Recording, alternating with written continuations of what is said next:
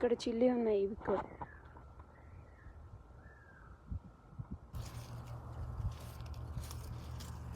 ఇదిగో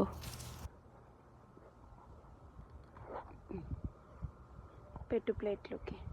ఇంకొద్దులే. What you సా?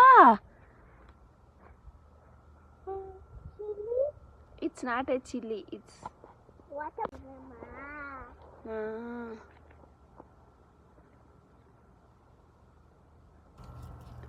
ఇంకా చిన్నగా ఉన్నాయి. టొమాటో ఇంకా ఉన్నాయా లోపల? బీన్స్ కొద్దామా? Beans, yes. Beans lay